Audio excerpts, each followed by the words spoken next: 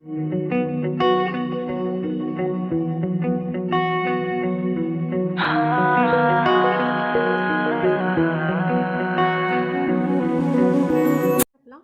Equations of planes आपण line बघितलं, लाईनवरची examples पण बघितली.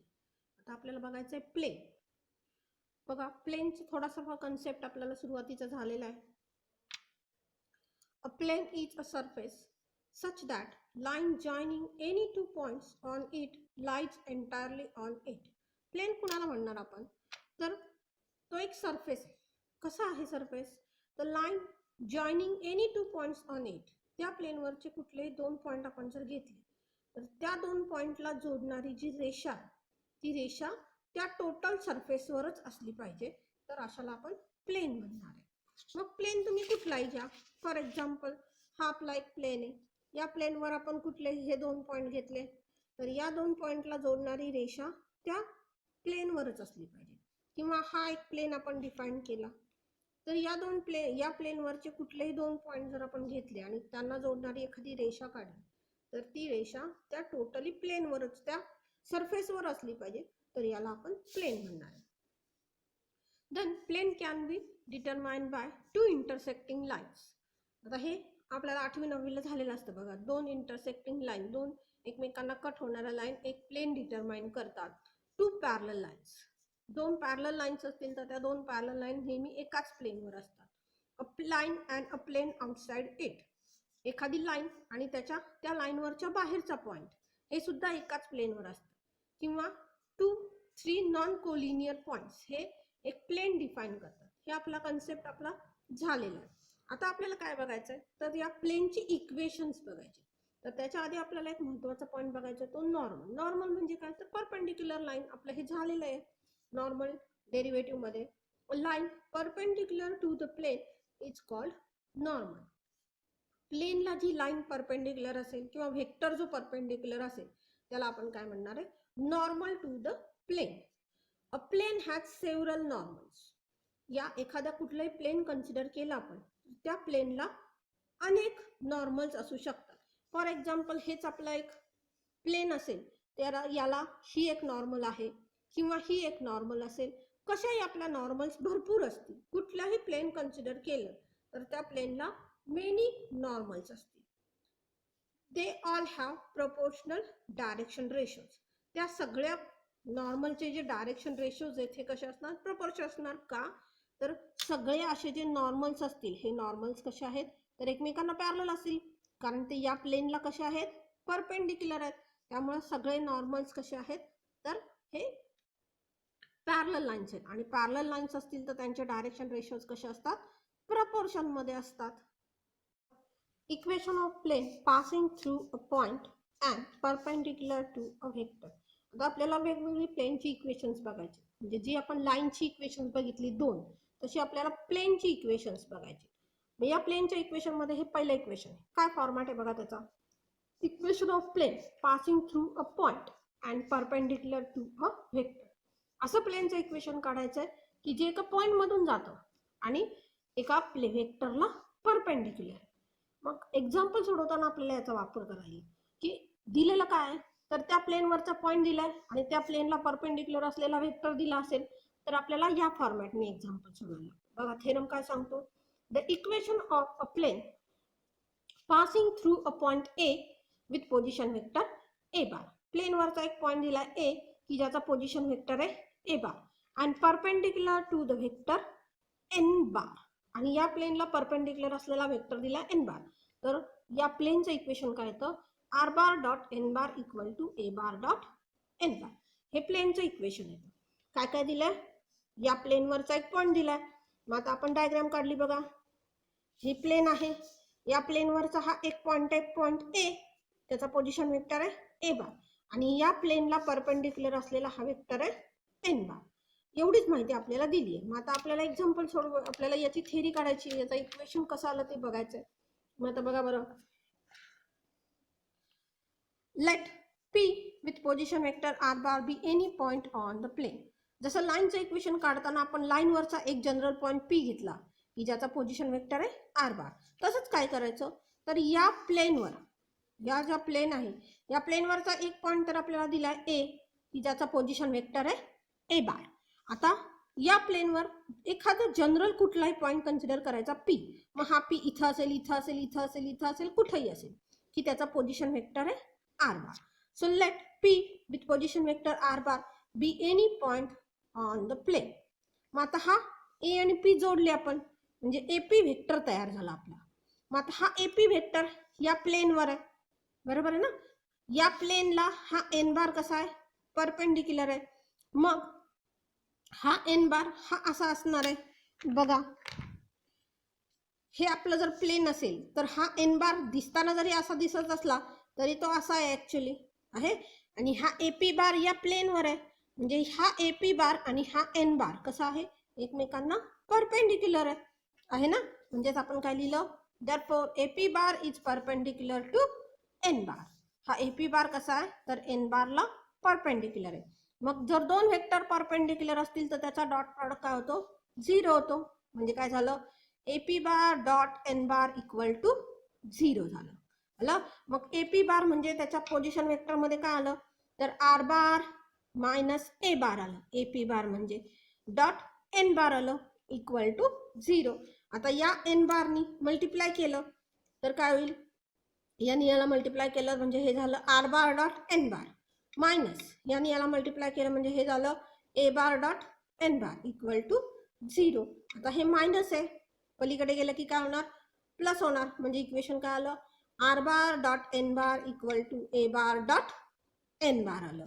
हे काय आपलं तर वेक्टर फॉर्म मधलं इक्वेशन आहे प्लेनचं. So this is the equation of plane passing through the point A with position vector A bar and perpendicular to N bar.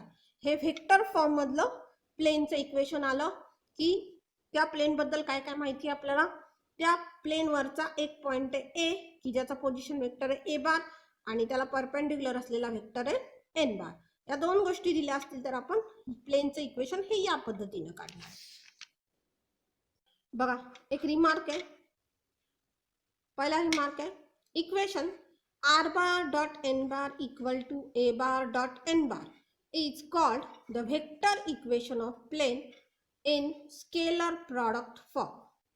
हे कसलं इक्वेशन आहे तर व्हेक्टर इक्वेशन आहे प्लेनचं, पण ते कुठल्या फॉर्मॅटमध्ये, स्केलर प्रॉडक्ट. हा स्केलर प्रॉडक्ट आहे ना, इथं पण स्केलर प्रॉडक्ट आहे, इथं पण स्केलर प्रॉडक्ट आहे.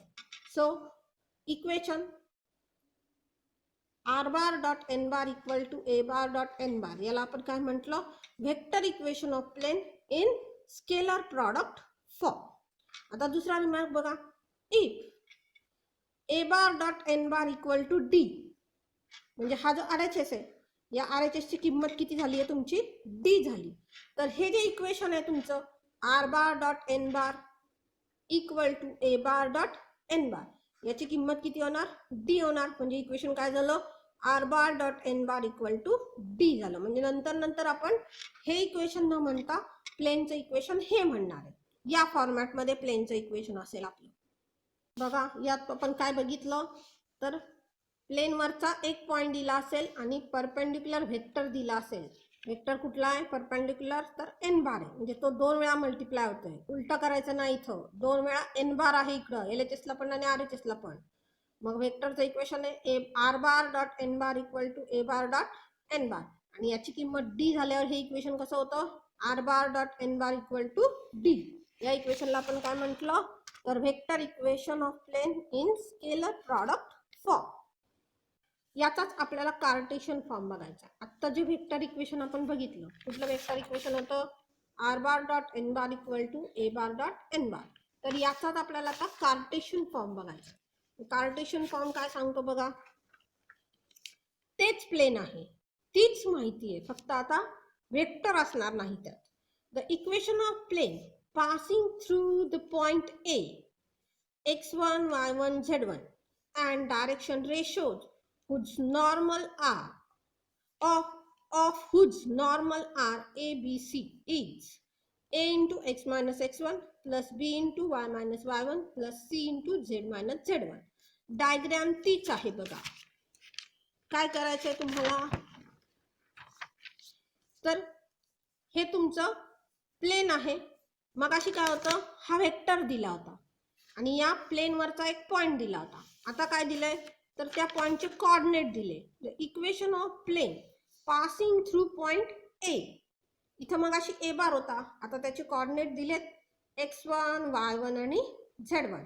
आणि direction ratios of whose normal, या नॉर्मलचे त्या प्लेनला परपेंडिक्युलर असलेल्या वेक्टरचे डायरेक्शन रेशोज दिले ए, बी आणि सी.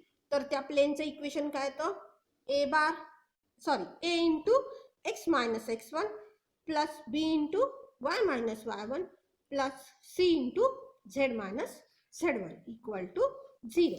म्हणजे हेच इक्वेशन आहे, हेच इक्वेशन आहे, फक्त हे वेक्टर फॉर्म मध्ये आहे आणि हे कार्टेशियन फॉर्म मध्ये झालं. म्हणजे जर पॉइंट आणि डायरेक्शन रेशोज दिले तर हे वापरायचं, एन बार आणि ए बार दिला तर हे वापरायचं. मग आता बघा काय दिले, let P x1, y1, z1 be any point. कुठला पॉइंट आहे तुमचा, पॉइंट पी आहे, म्हणजे त्याचे कोऑर्डिनेट काय असतील तर एक्स वाय झेड असतील. बघा, let P X Y Z be any point on the plane. या प्लेनवरचा कुठलाही एक पॉइंट मानला आपण पी. मगाशी त्याचा पोझिशन वेक्टर मानला होता आर बार. आता या पॉइंट पी चे काय मानले तर कोऑर्डिनेट मानले. कोणते आले कोऑर्डिनेट, तर एक्स वाय आणि झेड आले. मग आता आर बार किती असेल बघा बरं, आर बार काय झाला तर X I cap plus Y J cap plus Z K cap असेल का पहा. बघा डायग्राम तीच काढायची आपल्याला.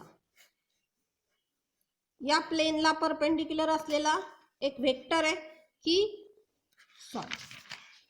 इकडे काढूयात म्हणजे तुमच्या लक्षात येईल जरा. या प्लेनला परपेंडिक्युलर असलेला वेक्टर आहे, मग अशी त्याला आपण एन बार म्हटला. आता आपल्याला काय दिले तर या प्लेनचे डायरेक्शन या वेक्टरचे डायरेक्शन रेशोज दिलेत ए, बी आणि सी. आणि काय दिलंय तर या प्लेनवरचा एक पॉइंट दिला ए की ज्याचे कोऑर्डिनेट आहेत x1, y1 आणि z1. बरोबर. मग आपण काय केलं पुन्हा तर एक पॉइंट पी घेतला की ज्याचे कोऑर्डिनेट्स आहेत एक्स, वाय आणि झेड. मग अशी हे वेक्टर मध्ये होतं, आता कार्टेशियन मध्ये आलं. मग पुन्हा हे जोडलं, डायग्राम तीच झाली ना. हा परपेंडिक्युलर आहे आणि हा एपी बार आहे.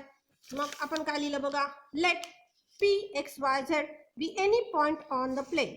मग हा मगाशी आर बार होता ना पॉइंट पी चं पोझिशन वेक्टर. मग आता आर बार किती असेल पहा बरं, तर X I cap plus Y J cap plus Z K cap असेल. तर तुमचा ए बार मगाशी जो होता तो आता कोऑर्डिनेट दिलेत x1, y1, z1. म्हणजे ए बार किती आला, हा ए बार आला x1 I cap plus y1 जे कॅप प्लस z1 के कॅप. बरोबर आहे ना. तर आता एन बार किती असेल पहा बरं, डायरेक्शन रेशोज दिलेत म्हणजे A I cap plus B J cap plus C K cap असेल. पटतं ना. हे कोऑर्डिनेट दिलेत आणि डायरेक्शन रेशोज दिलेत, आपण त्याचे वेक्टर असे लिहू शकतो. मग आता बघा, let P X Y Z be any point on the plane. The direction ratios of AP are. कोणाचे काढायचे, एपी चे काढायचे. मग आता बघा, ए चे कोऑर्डिनेट काय आहेत x1, y1, z1 आहेत आणि पी चे काय एक्स वाय झेड आहेत. मग या एपी बारचे, एपी सेगमेंटचे डायरेक्शन रेशोज काय येतील, दोन्ही कोऑर्डिनेट माहित असतील तर x minus x1, y minus y1 आणि z मायनस z1. पटतंय का. हे x1, y1, z1 आहे आणि हे p आहे. मग लाईनवरचे कुठलेही दोन पॉइंट दिले असतील तर या लाईनचे या वेक्टरचे डायरेक्शन रेशोज काय असतात, एकाच्या x आणि y z मधनं दुसऱ्याचे x y z मायनस करायचे. So x minus x1 plus आणि y मायनस y1 आणि z मायनस z1 हे एपी चे डायरेक्शन रेशोज झाले. मग आता डायरेक्शन रेशोज ऑफ नॉर्मल तुम्हाला थेरी मध्ये दिलेत की या नॉर्मलचे डायरेक्शन रेशोज किती आहेत, एबीसी आहेत. So direction ratios of normal are ABC आहे. मग आता एपी कशी आहे, नॉर्मलला परपेंडिक्युलर आहे ना. हा एपी कसा आहे तर या नॉर्मलला परपेंडिक्युलर आहे, किंवा नॉर्मल कसा आहे एपी ला परपेंडिक्युलर आहे. So AP is perpendicular to normal. तो एपी कसा आहे नॉर्मलला परपेंडिक्युलर आहे. म्हणजे ह्या दोन लाईन एकमेकांना परपेंडिक्युलर आहेत, म्हणजे त्याच्या डायरेक्शन रेशोच्या गुणाकाराची बेरीज काय असते? 0 असते. मग हे एक डायरेक्शन रेशोज आहेत, हे दुसरे आहेत, म्हणजे a into x minus x1 plus b into y minus y1 plus c into z minus z1 equal to किती आलं? 0 आलं. आणि हे जे काही आपल्याला मिळालंय यालाच आपण काय म्हणणार आहे? तर equation of plane in Cartesian form. याला आपण काय म्हटलं? प्लेनचं इक्वेशन आहे, पण कशात? तर कार्टेशियन फॉर्म मध्ये. पुढचा रिमार्क काय सांगतो की हे जे इक्वेशन आहे, above equation a into X minus x1 plus b into Y minus y1 plus c into z minus z1, हे इक्वेशन आपण कसं लिहिणार आहे नंतर? तर ax plus by plus cz plus d equal to 0. आता बघा, या a न x ला गुणणार, x1 ला पण गुणणार, b न y ला गुणणार, म्हणजे हे इक्वेशन कसं होईल बघा आपलं? तर ax minus ax1 plus by minus by1 plus cz minus cz1 equal to 0. आता हे एकत्र घेऊयात. So ax plus by plus cz आणि प्लस हे सगळे कॉन्स्टंट आहेत ना, तर हे जे कॉन्स्टंट आहे याची ऍडिशन आपण कन्सिडर करणार d इक्वल टू 0 म्हणणार. आला? या d काय आला? मायनस ax1 मायनस by1 आणि मायनस cz1 ला आपण d म्हटलं इक्वल टू 0. तर हे तुमचं काय झालं? तर याचाच हा दुसरा फॉर्मॅट आहे. आपण जनरल इक्वेशन ज्यावेळेस प्लेनचं कन्सिडर करणार त्यावेळेस हे प्लेनचं इक्वेशन कन्सिडर करणार आहे. ax plus by plus cz plus d equal to 0 असं इक्वेशन कन्सिडर करणार आहे. आता बघा, आपण दोन इक्वेशन बघितली प्लेनचं. एक आलं वेक्टर फॉर्म मधलं आणि दुसरं आलं कार्टेशियन फॉर्म मधलं. डायग्राम तीचे, प्लेन तेचे. काय दिलंय? तर प्लेनवरचा एक पॉइंट दिलाय आणि त्या प्लेनला परपेंडिक्युलर असलेला एक वेक्टर दिलाय. मग आता वेक्टर मध्ये असेल, वेक्टर फॉर्म मध्ये असेल तर या n बार दिला आणि a बार दिला. कार्टेशियन असेल तर काय होणार? तर या n बारचे डायरेक्शन रेशोज देणार आणि या a चे कोऑर्डिनेट देणार. मग त्यावेळेस लाईनचं इक्वेशन, प्लेनचं इक्वेशन हे आलं a into X minus x1 plus b into Y minus y1 plus c into z minus z1 equal to 0. आणि वेक्टर फॉर्म मध्ये काय आलं? तर r bar dot n bar equal to a bar dot n bar आलं.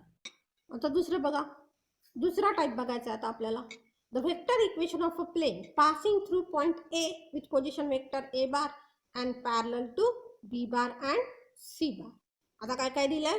तर plain वरचा एक point दिलाय की ज्याचा पोझिशन वेक्टर आहे a बार, म्हणजे मगाच्या सारखंच आहे, and parallel to b bar and c bar. आणि ते प्लेन कसं आहे? तर b बार आणि c बारला पॅरलल आहे. म्हणजे आता कसं असेल बघा, तर हे एखादं प्लेन जर असेल तर या प्लेन वरचा हा एक पॉइंट दिला a की त्याचा पोझिशन वेक्टर आहे a बार, आणि या प्लेनला पॅरलल असणारे हे दोन वेक्टर असतील कदाचित, किंवा आपण म्हणूयात की ते दोन वेक्टर या प्लेनवरच आहेत, म्हणजेच ते वेक्टर पॅरलल असतील ना, प्लेनवरच असतील किंवा प्लेनला असे पॅरलल असतील कुठंतरी. मग कशाही असतील ते b बार आणि c बार. मग आता बघा थेरमचं स्टेटमेंट काय? The vector equation of a plane passing through a point A with position vector A bar and parallel to non-zero and non-parallel vectors B bar and C bar. हे B bar आणि C bar कसे आहेत? Non parallel आहेत, म्हणजे एकमेकांना parallel नाही आहेत, आणि नॉन झिरो पण आहेत, पण ते कसे आहेत? या प्लेनला पॅरलल आहेत. तर त्याचं इक्वेशन काय येतं? r bar minus a bar dot b bar cross c bar equal to 0 येतं. काय तर r bar dot a bar, sorry, r bar minus a bar dot b bar cross c bar येतं. मग आता बघा, आपण डायग्राम काढली एक. हे आपलं प्लेन आहे, या प्लेनवरचा एक पॉइंट आहे a की त्याचा पोझिशन वेक्टर आहे a बार आहे, आणि या प्लेनला दोन वेक्टर पॅरलल आहेत. आता ते दोन वेक्टर वरती असे दाखवायच्या ऐवजी आपण काय केलं, तर त्याच प्लेनवर दाखवले. मग हा b बार आहे आणि हा c बार आहे. बघा दोन्ही पॅरलल नाही आहेत, नॉन झिरो पण नाही आहेत, पण ते कसेही आहेत त्या प्लेनवर. पण ते कसे आहेत? तर या प्लेनला पॅरलल आहेत. आलं? मग आता बघा काय लिहिलं? As vectors b bar and c bar are parallel to plane. हे b बार आणि c बार कसे आहेत? या प्लेनला पॅरलल आहेत, बरोबर. म्हणजे त्यांचा क्रॉस प्रॉडक्ट जर घेतला, कुठला, बी बार क्रॉस सी बार, हा बी बार क्रॉस सी बार कसा असेल, नॉर्मल असेल. नॉर्मल म्हणजे परपेंडिक्युलर असेल या प्लेनला, बरोबर. हा बी बार आणि सी बार असा असेल तर बी बार क्रॉस सी बार कसा झाला, या प्लेनला असा परपेंडिक्युलर झाला. पटतंय ना. दोन व्हेक्टर दिले तर त्याचा परपेंडिक्युलर व्हेक्टर आपण कसा काढतो, तर त्याचा क्रॉस प्रॉडक्ट काढतो.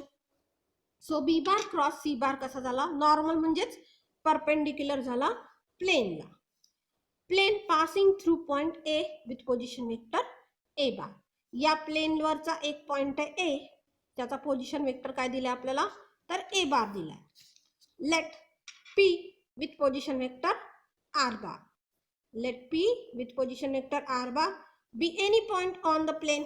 या प्लेनवरचा एक पॉइंट घेतला पी की ज्याचा पोझिशन वेक्टर काय आहे, आर बार आहे. मग आपण हे ए आणि पी जोडले.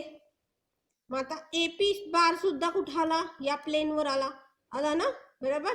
मग या प्लेनवर आला म्हणजे ए पी बार, बी बार आणि सी बार पॅरलल झाले.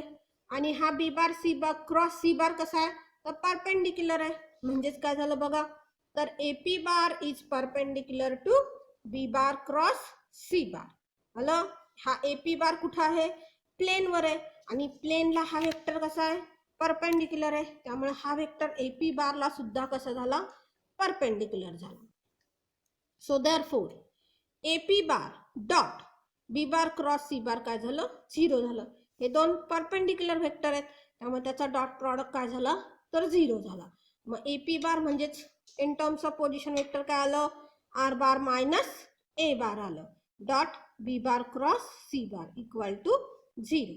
आता काय केलं, तर हा क्रॉस प्रॉडक्ट फक्त आपण मल्टिप्लाय केलाय. म्हणजे हे जे आहे हे एकदा आर बारला गुणलं म्हणजे काय आलं, R bar dot B bar cross C bar, आणि एकदा मायनस ए बारला गुणलं आलं. आता हा मायनस ए बार जो आहे तो पलीकडे नेला आणि पॉझिटिव्ह केला. म्हणजे तुमचं व्हेक्टरचं इक्वेशन, प्लेनचं इक्वेशन काय आलं, R bar dot B bar cross C bar equal to R bar dot B bar cross A bar dot B bar cross C bar. हे तुमचं असं इक्वेशन लक्षात ठेवा किंवा असं इक्वेशन लक्षात ठेवा, कुठंही सोडवलं लक्षात ठेवलं तरी चालेल. रिमार्क बघा, as A P bar, B bar and C bar are parallel to the same plane. हे ए पी बार त्याच प्लेनवर आहे ना, याच प्लेनवर आहे. आणि बी बार आणि सी बार कसे आहेत, तर प्लेनला पॅरलल आहेत. म्हणजेच काय झालं, हा ए पी बार, हा बी बार आणि हा सी बार एकमेकांना पॅरलल झाले. So A P bar, B bar, C bar are parallel to same plane. They are coplanar vectors. ते कसे झाले, तर कोप्लेनर वेक्टर झाले. आणि तीन वेक्टर जर कोप्लेनर असतील तर काय होतं, एक वेक्टर राहिलेल्या दोनच्या लिनियर कॉम्बिनेशन मध्ये लिहिता येतो. हे आपण बघितली आहे थिअरी. तीन वेक्टर कोप्लेनर असतील तर एक वेक्टर राहिलेल्या दोनच्या लिनियर कॉम्बिनेशन मध्ये लिहिता येतो. मग ए पी बार हा बी बार आणि सी बारच्या लिनियर कॉम्बिनेशन मध्ये असा लिहिला, A P bar equal to lambda B bar plus mu C bar. त्यातले लॅमडा आणि म्यू कोण आहेत, स्केलर्स आहेत. आपण जे जनरली एम एन किंवा एक्स वाय म्हणतो त्याच्याऐवजी फक्त लॅमडा आणि म्यू म्हणतोय, बाकी काय नाही. So A P bar equal to lambda B bar plus mu C bar आलं. आता ए पी बार कोण आहे, आर बार मायनस ए बार आहे. आता हा ए बार जो मायनस आहे तो पलीकडे नेऊन फक्त प्लस केलाय. म्हणजे आपलं इक्वेशन काय झालं, R bar equal to A bar plus lambda B bar plus mu C bar. काय आलं इक्वेशन आपलं प्लेनचं, R bar equal to A bar plus lambda B bar plus mu C bar. So this is equation, vector equation झालं प्लेनचं. हे कुठलं equation झालं, vector equation of plain झालं. पण कशामध्ये, पॅरामेट्रिक फॉर्म मध्ये. याला आपण काय म्हणणार आहे, तर पॅरामेट्रिक फॉर्म म्हणणार आहे प्लेनचा इक्वेशनचा.